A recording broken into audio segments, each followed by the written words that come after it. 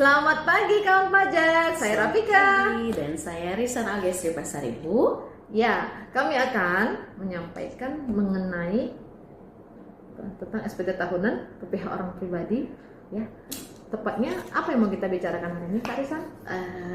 Karena lagi hits ya mengenai pelaporan SPT tahunan, kita akan membahas mengenai pelaporan SPT tahunan orang pribadi, khususnya karyawan melalui Kortex. Oke.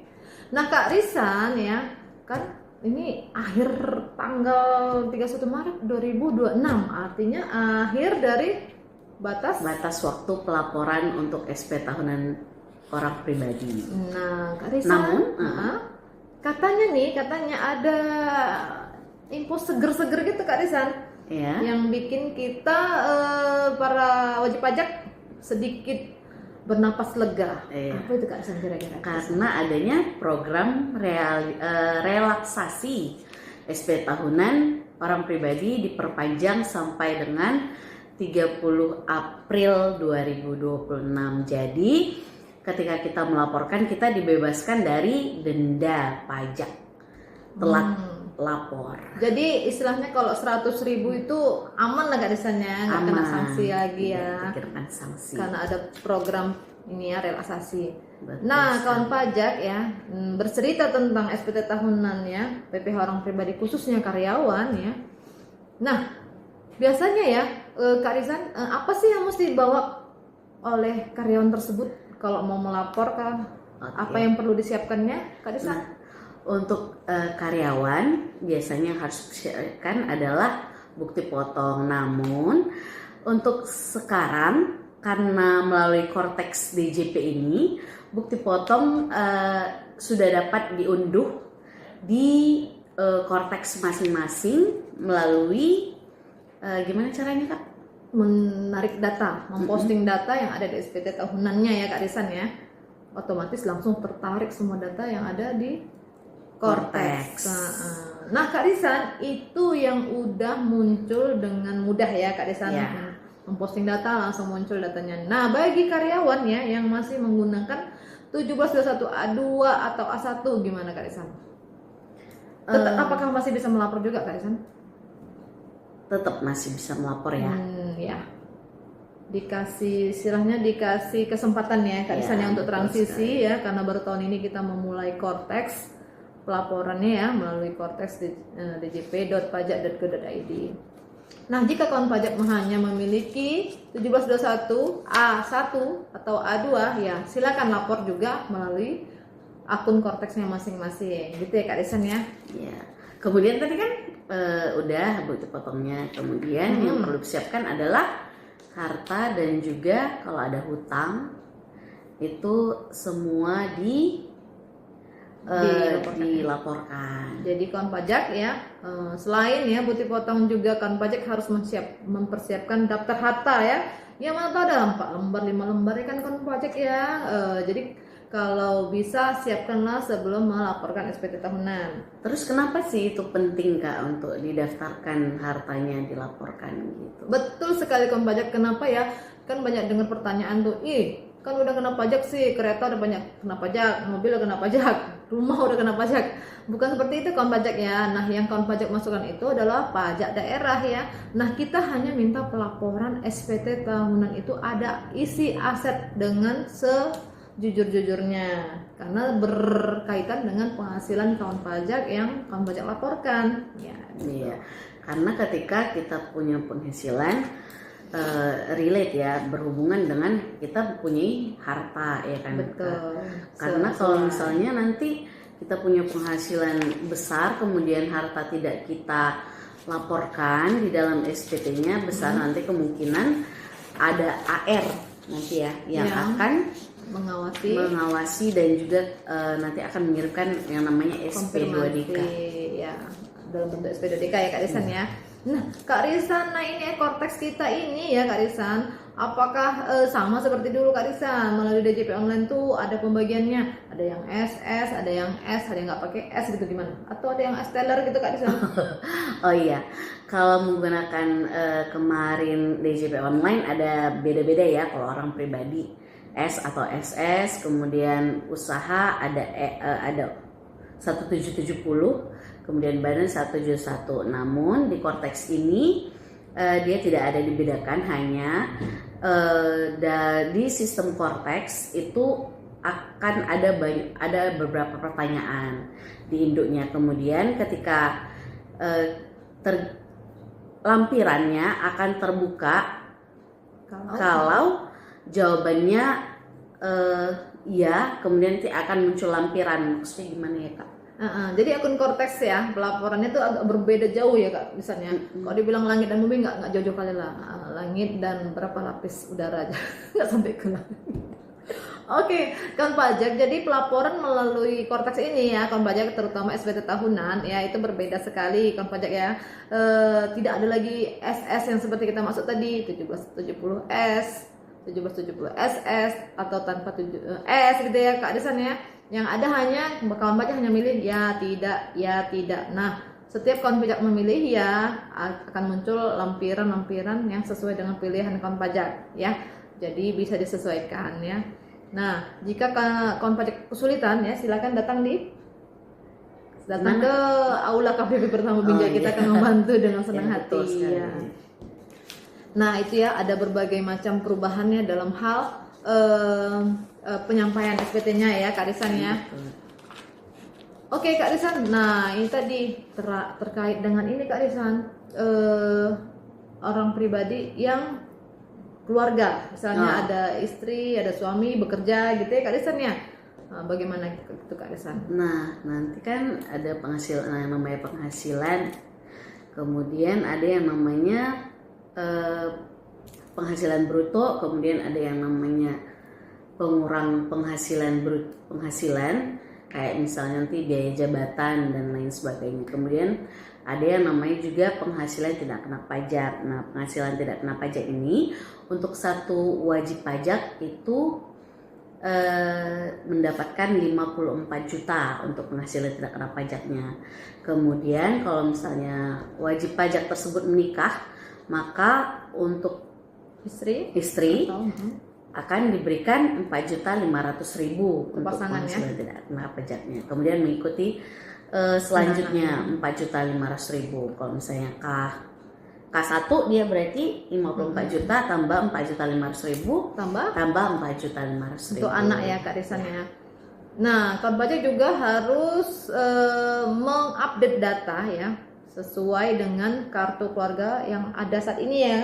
Kak Risan ya. Jadi kawan pajak bisa menggunakan PTKP tersebut, tapi harus disesuaikan dengan data yang kawan pajak update. Ya, dan PTKP itu hitungnya berlaku mulai di awal tahun pajak ya Kak. Nah, misalnya Kak Risan, misalnya dia tahun 2025 ya, baru menikah ya. Terus dia di Januari 2026 baru melahirkan satu orang anak. Dan dia melaporkan SPT di akhir Maret ini. Bagaimana PTKP-nya Kak Risan? Ulangi nih. Jadi dia menikah dari 2025 ya Kak Risan ya. 2025 ya. Kemudian dia punya anak di Januari 2026. Ya. Apakah PTKP-nya bisa dianggap K1 atau TK0 atau K0? Dia akan dianggap PTKP-nya sebesar K0. Jadi di awal tahun pajak 2025 itu kan dia baru kawin. Kan dia 2006 baru punya anaknya. Sedangkan yang dihitung adalah tahun pajak 2025. Nah, gitu ya kan pajak ya. Jadi Bagan Pajak bisa update data ya di perubahan data. Dan sangat mudah sekali sekarang ya Kak Risan ya untuk Korteks ya. Oke. Gimana cara update datanya Kak? Update data kawan pajak bisa lihat di portal saya ya. Kalau kawan pajak masuk ke akun Korteks masing-masing, di sebelah kiri atas itu ada portal saya. Kawan pajak bisa klik terus pilih perubahan data. Atau di informasi umum di profil saya Kak Risan. Oke. Nanti bisa diedit, kemudian pilih untuk data unit keluarga. Nah, ketika mengisikan data unit keluarga itu isikan juga mulai darinya sampai kapannya. Karena misalnya kalau misalnya kita isi istri nanti dia harus update gimana ya? Hmm? Update istri. Jadi dia semuanya harus diisi isiannya gitu. Mulai Sesuai dengan darinya kartu keluarga. kapan, ya sesuai dengan kartu keluarga, mulai darinya kapan sampai kapan, sampainya tidak perlu diisi. Mulai dari itu tapi biasanya mulai kok dari- anak baru lahir ya, tanggal lahir anak ya. Iya, Kalau istri mulai dari menikah kali ya. iya betul. Itu jangan lupa diisi. Iya, biar sesuai ya kawan pajak. Nah, ini Kak Risan ini yang hotnya lagi Kak Risan ya. Dalam pelaporan nih, udah asik nih ngisi. Ujung-ujungnya statusnya kurang bayar Kak Risan. Nah, pasti kawan pajak berpikir ya, bagaimana ini kurang bayar? Ya, disesuaikan aja kawan pajak. Apabila memang kurang bayar, silahkan bayar kembali. Mungkin ketika kawan pajak menerima bukti potong itu memang kurang dibayar oleh pemotong pajaknya gitu ya, kawan pajak ya. Dan jika lebih bayar, ya gimana juga Kak Risan? Kalau ini gimana tadi konteksnya? Lebih Kurang bayar. Misal- Tiba-tiba kakak bilang kurang bayar. Iya, Aku status jadi- kan kalau kita Oh, melapor SPT status kan kurang statusnya bisa kurang bayar, bisa lebih Ada bayar. 3 status ya kak. Bisa Ada nihil nihil, gitu ya. kurang bayar dan juga lebih bayar. Kalau lebih bayar ya pasti kita kembalikan ya dengan prosedur 17 pengembalian pengembalian pendahuluan. pendahuluan ya. Kawan pajak bisa menunggu dengan cepat, tidak lagi 12 Iya. bulan ya. Nah, kita bisa mempercepat proses itu ya jika dokumen-dokumennya lengkap ya Kak Risan ya. Iya, tapi perhitungannya juga pastinya sudah benar ya kak. Terkait tadi Kak Risan yang istri tadi ya. Nah, istri ini ada yang bilang udahlah suaminya aja yang lapor, artinya penggabungan pelaporan ya dengan suami. Betul. Ada juga bilang nggak mau lah, saya mau lapor sendiri karena dari perusahaan minta bukti lapornya itu atas nama sendiri bukan nama suami. Nah, itu gimana Kak Risan? Nah kalau Kita bahas satu-satu ya Kak Risan ya. Boleh. Oke. kalau misalnya istri minta untuk digabungkan pelaporannya, Hal pertama sekali yang harus dilakukan adalah harus dilakukan Istri untuk harus- penggabungan pelaporan, istri harus menonaktifkan dulu statusnya. jadi dari kalau yang dia aktif nonaktif, menjadi nonaktif. ya. Bagaimana caranya Kak Risan? Nanti bisa melalui Cortex, Login, kemudian login portal saya, kemudian perubahan status. Pilih pilih atas ya. paling atas itu ya. Pilih paling atas penonaktifan NPWP. Ya. Nanti Bapak Ibu bisa kawan pajak bisa upload dokumen-dokumennya seperti Kartu keluarga. kartu keluarga, kartu suami. Itu apanya? Kartu. Untuk pelaporan penonaktifan NPWP NPWP istri. istri. Jadi kalau istrinya Dengan nonaktif, alasan dengan ingin alasan digabung dengan suami. Itu jika ingin digabungkan. Nah, jika ingin terpisah laporannya, bukan berpisah tapi terpisah laporannya ya. Para istri bisa melaporkan masing-masing ya. Syaratnya dua-duanya harus aktif ya, Kak Risan ya. Dua-duanya harus aktif. Kemudian masing-masing silahkan melaporkan sendiri sesuai dengan bukti potongnya ada. Nah, contoh kalau yang digabungkan ya, penghasilan istri tersebut ya, Kak Risan gimana? Penghasilan istri akan dianggap final, Kak Risan. Ya, oh iya.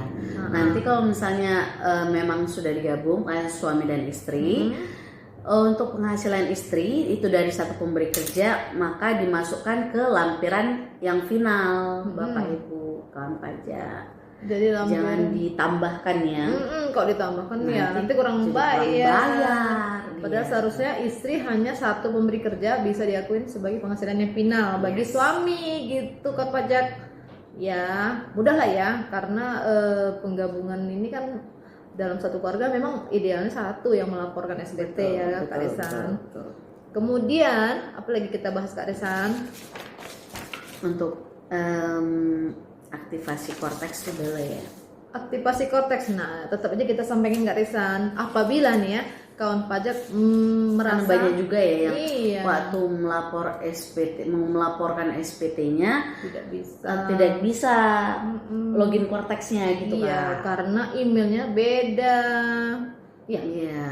bagaimana Kak Risan? Cukup kawan pajak datang aja ke KPP terdekat ya. update datanya sesuai yang ada aja kan pajak, nggak usah cari-cari yang lama-lama gitu ya kan, susah Kak Risa ya. Update data yang ada, email sama nomor handphone yang terkini aja. yang terbaru. Nanti setelah update baru bisa lakukan aktivasi akun Cortex-nya. Dan kawan pajak bisa langsung melaporkan SPT-nya gitu ya Kak Risa ya. Betul. Nah, terkait ini khusus karyawan kita bahas hari ini ya Kak Risa. Apalagi Kak Risa? Selain ini ya, untuk saat ini denda keterlambatan ya masih bisa depending ya, kan pajak sampai akhir April. Kemudian apalagi Kak Risa? Apalagi ya yang mau kita bahas? untuk tata cara pelaporannya? Tata cara pelaporan udah sebagian tadi kita sampaikan ya, kawan pajak ya, mau digabung kalau dia lajang lah gitu ya, kalau dia lajang silakan laporkan.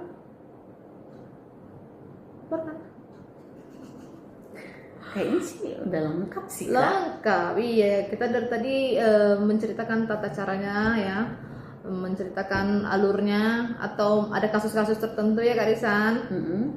Contoh-contoh kasus tertentu ya, ya mungkin dalam hal ini karyawan ya. Kalau dokter jangan lupa masukkan semua ya. Iya, ada penghasilan pakai norma juga ya Kak. Ada yang misalnya contoh notaris ya, yang pekerjaan bebas, jangan lupa ajukan NPPN terlebih dahulu ya normanya, agar bisa menggunakan norma ya Kak Risan ya.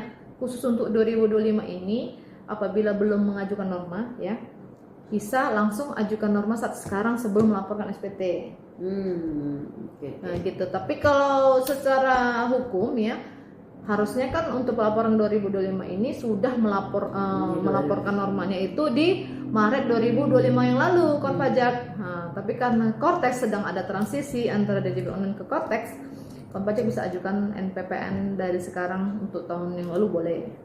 Dan jangan lupa tahun 2026 ajukan sekarang juga. Ya. Jadi jangan lupa laporkan SPT tahunan. Ya, begitu aja kawan pajak ya. Sampai jumpa di lain kesempatan. Ya. Bye bye. Bye bye.